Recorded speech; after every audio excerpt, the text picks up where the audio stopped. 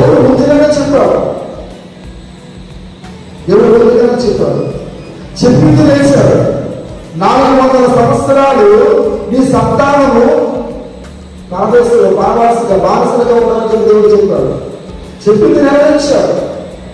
మరలా అన్నాడు, నేను వాగ్దానం చేస్తాను అబ్రహాము, మరలా నీ యొక్క దేశానికి మనని నేను తిరిగి రప్పిస్తాను అన్నాడు.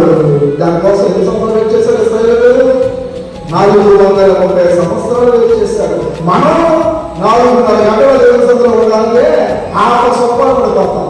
ఏదైనా ఫంక్షన్ వెళ్తే మాత్రం టైము పాడు. జాగ్రత్త. పునః సహోదరి సహోదరుడు పునః కలిగించేది. దేవుడు మనలో మాట్లాడుతున్నాడు.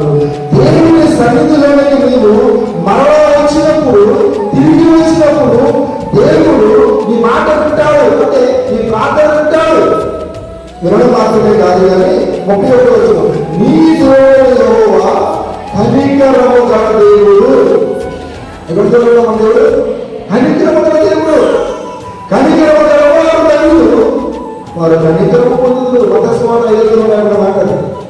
కనికరం. ఆయన కనికర సంపన్నుడు. ఆయన గొప్ప చూపే దేవుడు. ఆయన విడిచిపెట్టండి, నీ చెయ్యాన్ని విడిచిపెట్టండి. కాబట్టి నీ దేవుడు యెహోవా కనికరము గల దేవుడు కనుక నిన్ను చెయ్యి విడువడు, నిన్ను నాశనము చేయడు. తాను నీ పితరులతో ప్రభావం చేసిన నిబంధనలు మరిచిపోడు. దేవుడు మరిచిపోవడం మనమే దేవుడు మరిచిపోతున్నాం. మనమే దేవుడు సరి మరిచిపోతున్నాం. కాబట్టి అనేకమైన శ్రమలు, బాధలు మనం పొందుకుంటున్నాం. దానికి కారణం దేవుడిని మరచడం ద్వారా. దేని ద్వారా? దేవుడిని మరచడం ద్వారా. యేసేపు ఆ ఐగుప్తీయులకు అమ్మవేసినప్పుడు, యేసేపు గారు ఐగుప్తీయులకు అమ్మవేసినప్పుడు, ఆ గుగ్గుల మోసగాళ్ళకు అమ్మవేసినప్పుడు పోటీపర్ దగ్గర బానిసగా ఉన్న సమయంలో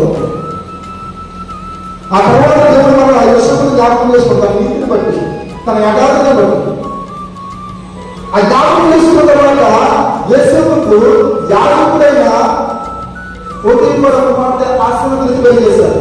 ఎవరన్నా? పోటీపర్ కుమార్తె. పోటీపర్ కాదు, జీవించేందుకు ఆయన కాదు. ఈ పోటీపర్ యాజకుడు రాస్తారు బైబిల్లో. యాజకుడైన పోటీపర్ కుమార్తెను ఆశీర్వదించి పెళ్లి చేస్తారు. ఎవరిని? యేసేపు గారు. యేసేపు గారు పెళ్ళైన తర్వాత 2 కొడుకులు పడతారు. మొట్టమొదటి పేరు మనష్షే. ఎవరన్నా? మనష్షే అనగా మరచుట. దేవుడికి స్తోత్రం. అంటే దేవుడు